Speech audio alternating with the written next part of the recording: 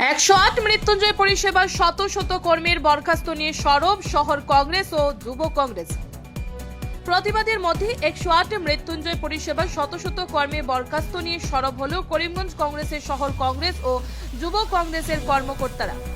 108 পরিষেবার কর্মীদের তাদের দাবি মেনে পুনরায় চাকুরিতে নিয়মিত করার জন্য শ্রীভূমি জেলা আয়ুক্ত প্রদীপ কুমার দ্বিবেদীর মাধ্যমে রাজ্যের মুখ্যমন্ত্রী ডক্টর হিমন্ত বিশ্ব শর্মার উদ্দেশ্যে স্মারকপত্র প্রদান করেন শহর কংগ্রেসের সভাপতি অনুরাগ দত্ত ও যুব কংগ্রেসের মুখপাত্র শুভজিৎ চক্রবর্তী সহ অন্যান্যরা। উল্লেখ্য, জিভেকের নির্দেশ পরে এখন 108 পরিষেবার কর্মীদের মধ্যে চরম আতঙ্ক ও অনিশ্চয়তা দেখা দিয়েছে। জানা গেছে, প্রায় 500-র বেশি কর্মীকে চাকরি থেকে অব্যাহতি দেওয়া হয়েছে। এদের মধ্যে প্রতিবাদে অংশ নেওয়া কর্মীরাও রয়েছে। শীঘ্রই এই পদগুলিতে নতুন নিয়োগ দেওয়া হবে বলেও জানা গেছে। গত 1 ডিসেম্বর থেকে রাজ্যে প্রায় অচল হয়ে পড়েছে 108 মৃত্যুঞ্জয় পরিষেবা। বিভিন্ন দাবিতে শত শত কর্মী গুয়াহাটির চচল অবস্থিত ধর্নাস্থলে লাগাতার প্রতিবাদ চালিয়ে যাচ্ছিলেন। কিন্তু এই প্রতিবাদের মাঝে এখন শত শত কর্মীকে চাকরি থেকে বরখাস্ত করা হয়েছে। জেলা আয়ুক্তের হাতে স্মারকপত্র প্রদান করে সাংবাদিকদের মুখোমুখি হয়ে প্রতিক্রিয়া ব্যক্ত করেন তারা।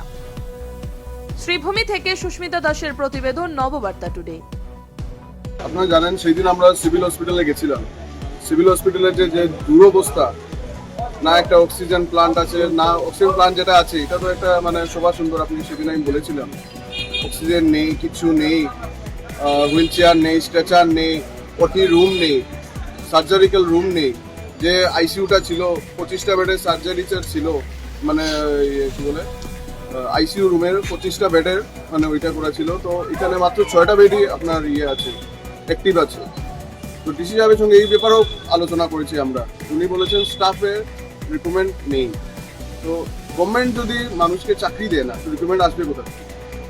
শুধু হিন্দুত্ববাদী কথা বলে, শুধু হিন্দুত্ববাদী কথা। ইলেকশন আসলেই হিন্দুত্ব নিয়ে কথা, হিন্দু মুসলিম নিয়ে ওদের একটা মেনুকরণ থেকেই থাকে। এই যে 108, একটাই মাত্র 108 ছিল যেটা গভর্নমেন্টের মানে এত অ্যাক্টিভ ছিল কংগ্রেসের আমলে। কংগ্রেসে এই 108টা সৃষ্টি করেছে। এই হেমন্ত বিশ্ব শর্মা এটা দিয়েছিল, উনি তখন হেলথ মিনিস্টার ছিলেন।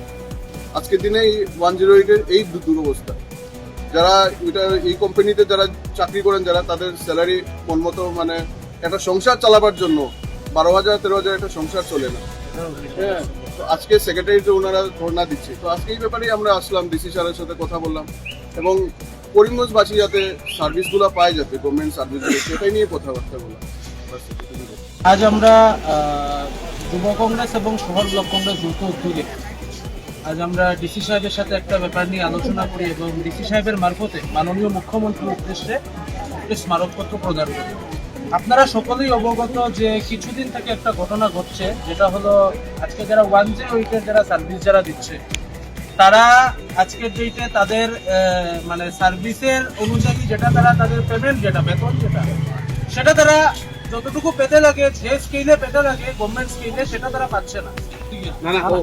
তারা গভর্নমেন্ট স্কেলে যেটা পেতে লাগে সেটা তারা পাচ্ছে না এবং তারা অনেকবার প্রশাসনের দ্বারস্থ হয়েছিল এবং বিভিন্নভাবে তারা এমএলএ হোক বা জনপ্রতিনিধিদের দ্বারস্থ হয়ে তারা বলেছিল যে আমরা যদি আমাদের মানে তারা যদি তাদের মানে কাজের কারণে তারা তাদের যেটা স্যালারি, এটা যদি তারা যোগ্য স্যালারি যদি না পায়, তাহলে তারা আন্দোলনের পথ বেছে নেবে। Accordingly from 1st of December তারা গুয়াহাটিতে আন্দোলন করছে আমাদের জানা মতো, এবং সেখানে আন্দোলন করার পরে যে কোম্পানি রয়েছে জিভিকে ইএমআরআই, যে কোম্পানির আন্ডারে তারা রয়েছে, সেই কোম্পানি যারা যারা আন্দোলন করছে তাদেরকে চিহ্নিত করে তাদেরকে টার্মিনেট করছে।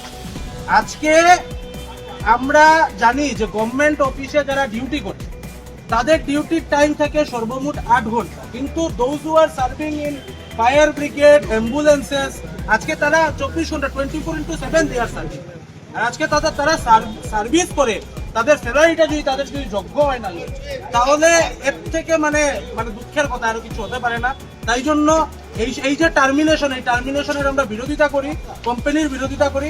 এই কারণে আমরা ডিসি সাহেবের সাথে আলোচনা করে মুখ্যমন্ত্রীর উদ্দেশ্যে আজ আমরা একটা স্মারকপত্র প্রেরণ করেছি এবং আমরা আশা করছি যে মুখ্যমন্ত্রীর দৃষ্টি আকর্ষণ হওয়ার পর যাতে যাদেরকে টার্মিনেট করা হচ্ছে বা করা হয়েছে তাদের প্রতি যাতে সুবিচার তারা যাতে পায় এবং তারা যাতে তাদের যোগ্য স্যালারিটা যাতে তারা পায়, এটাই আমরা আশা করি।